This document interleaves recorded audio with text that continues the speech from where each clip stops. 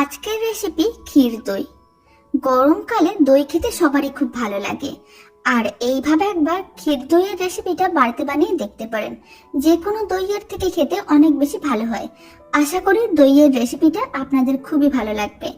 আর আপনারাও বাড়িতে খুব সহজে বানিয়ে নিতে পারবেন দারুণ স্বাদের ক্ষীর দই। প্রথমে একটা কড়াইতে কিছুটা পরিমাণ জল নিয়েছিলাম, খুব বেশি না, একেবারে অল্প জল নিয়েছিলাম।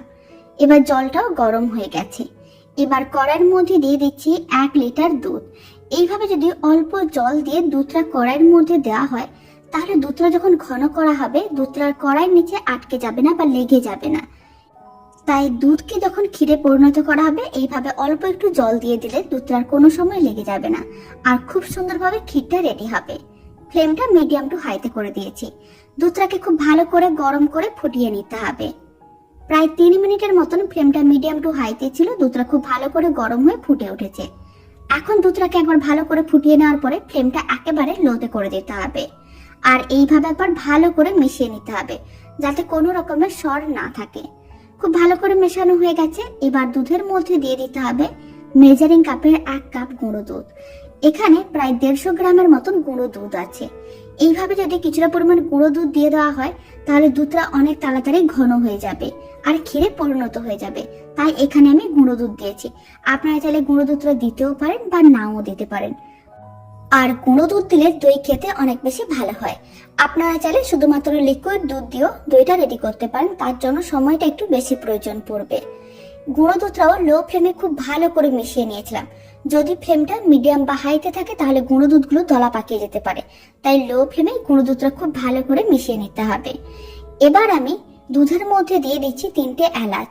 যেহেতু ক্ষীর দই, আর এইভাবে একটু এলাচ দিলে দইটা খেতে অনেক বেশি ভালো লাগবে, মানে দইয়ের স্বাদ ও গন্ধ দুটোই খুবই ভালো আসবে। এলাচ 3টেকেও খুব ভালো করে মিশিয়ে নিলাম।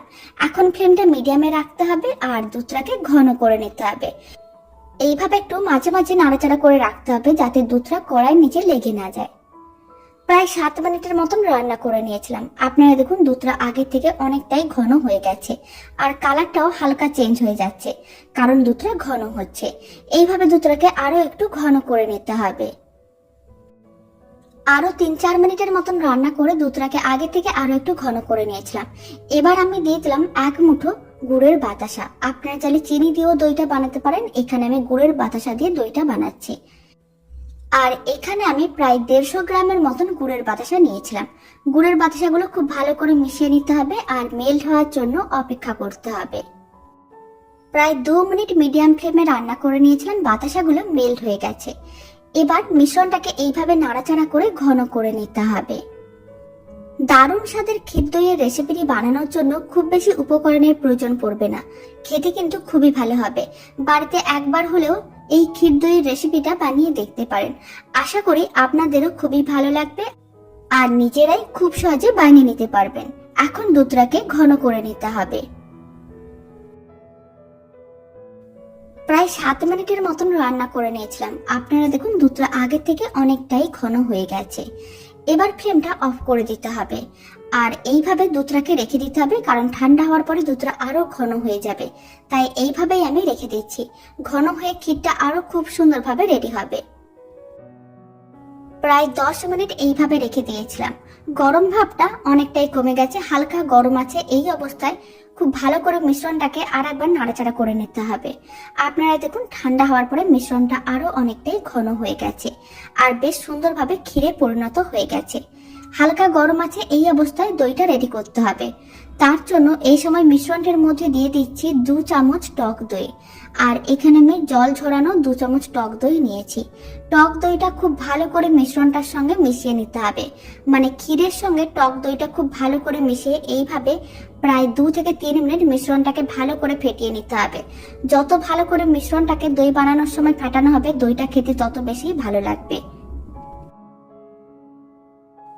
2 মিনিটের মতন মিশ্রণটাকে খুব ভালো করে ফেটিয়ে নিয়েছিলাম। দইয়ের মিশ্রণটা একেবারেই রেডি। এবার একটা পাত্রের মধ্যে দইটা সেট করে নিতে হবে। তার জন্য আমি এরকম একটা কাঁচের বোল নিয়েছি, বড় সাইজের। তার মধ্যে পুরো মিশ্রণটাই দিয়ে দিচ্ছি। দই বানানোর জন্য যে মিশ্রণটা আমি রেডি করে নিয়েছি পুরো মিশ্রণটাই দিয়ে দিলাম। তারপরে এরকম একটা প্লেট দিয়ে ঢাকনা দিয়ে দিলাম। এবার একটা মোটা কিছু নিতে হবে। এখানে আমি ছোট্ট যে ব্ল্যাঙ্কেট গুলো হয় সেই ব্ল্যাঙ্কেট গুলো নিয়ে এইভাবে ভালো করে কভার করে দেবো, আর সারা রাত্রি এইভাবেই রেখে দিচ্ছি। তাহলে দইটা খুব সুন্দরভাবে জমে যাবে।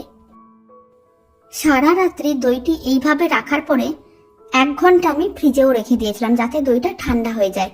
এতে দইটা খেতে অনেক বেশি ভালো লাগবে। 1 ঘন্টা ফ্রিজে রেখে দইটা ঠান্ডা করে নিয়েছি। এবার আমি দইটা কেটেও দেখিয়ে দিচ্ছি কতটা সুন্দরভাবে রেডি হয়েছে। দারুণ স্বাদের ক্ষীর দইয়ের রেসিপিটা শেষ পর্যন্ত দেখার জন্য অসংখ্য ধন্যবাদ।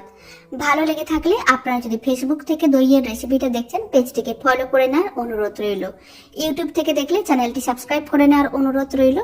পাশে থাকা বেল আইকনটি প্রেস করে নেবেন নতুন রেসিপির আপডেট সবার আগে পাওয়ার জন্য। আর এই ক্ষীর দইয়ের রেসিপিটা বাড়িতে একদিন হলেও বানিয়ে দেখতে পারেন, আর বাড়িতে বানালে কমেন্ট বক্সে জানাতে একেবারেই ভুলবেন না দইয়ের রেসিপিটা খেয়ে আপনাদের কেমন লাগলো।